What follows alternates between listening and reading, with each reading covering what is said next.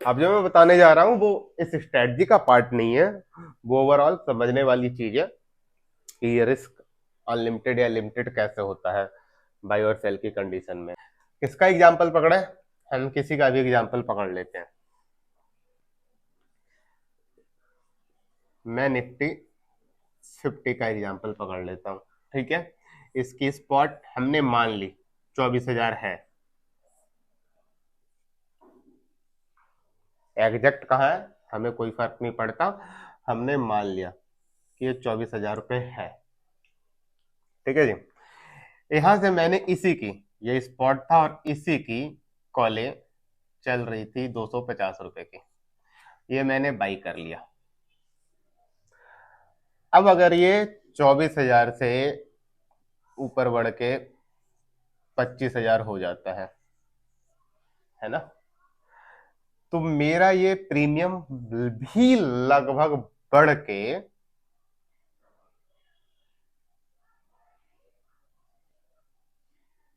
950 के आसपास हो जाएगा। ठीक है, अगर ये 26,000 हो जाता है तो मेरा ये प्रीमियम बढ़ के 26,000 की कंडीशन पे लगभग 1,800 रुपए की हो जाएगी। लगभग, एग्जैक्ट नहीं। ठीक है, हम सिर्फ एग्जांपल लेके चल रहे हैं। और अगर ये 27,000 की हो गई तो मेरा प्रीमियम में बढ़ के लगभग 2,800 रुपए का हो जाएगा।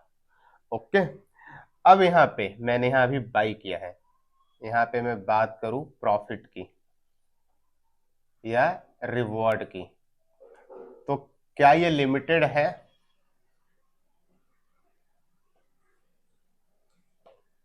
नहीं है ना, ये लिमिटेड नहीं है, ये अनलिमिटेड है।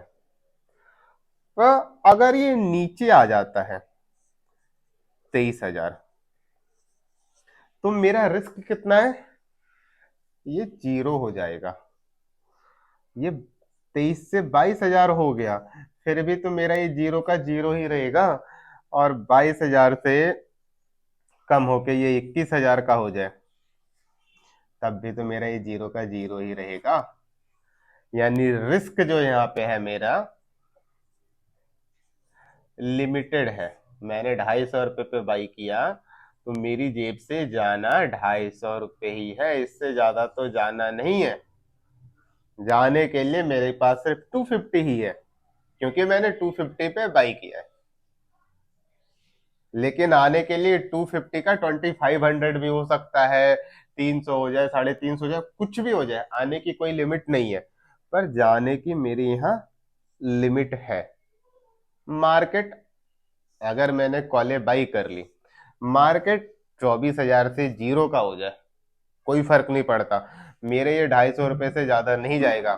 लेकिन अगर ये 24,000 से 48-40,000 हो गया तो मेरी ये कॉलें 20,000 की हो जाएंगी, 25,000 की हो जाएंगी।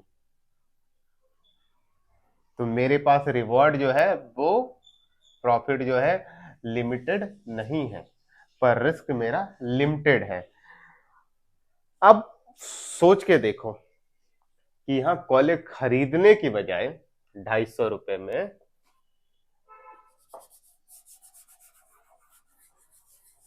अभी तक तो मैं बात कर रहा था कॉलेज खरीदने की 250 रुपए में, अब यहाँ मैं बात करूं कि इसी कॉलो को मैंने बेच दिया 250 रुपए में, 250 में,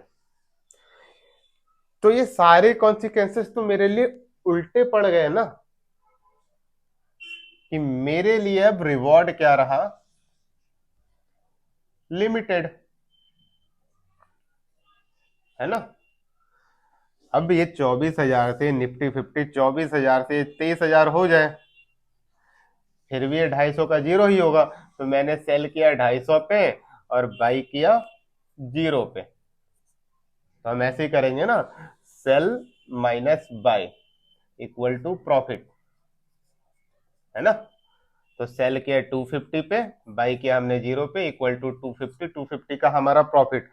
ये नीचे 23,000 आ जाता है तो भी मेरा 50 प्रॉफिट 250 ही है, 22,000 आ जाता है तो भी 250 है, 21,000 आ जाता है तो भी मेरा प्रॉफिट 250 है, और जीरो हो गया तो भी हमारा प्रॉफिट 250 निफ्टी ही है।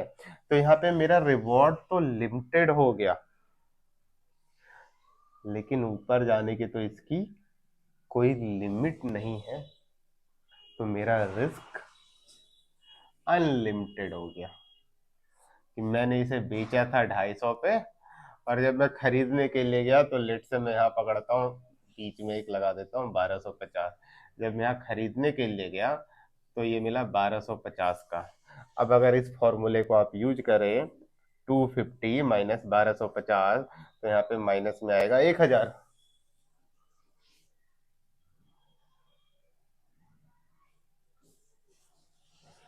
एक बायर के लिए ऊपर जाने के सारे रास्ते खुले थे, उसके प्रॉफिट के रास्ते अनलिमिटेड थे, बट सेलर के लिए ये सेम कंडीशन अपोजिट हो गई।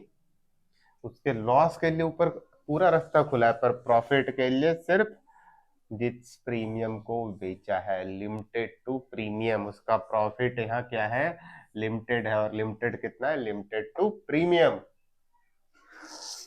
समझ में आ गया बाई और सेल के बीच डिफरेंस?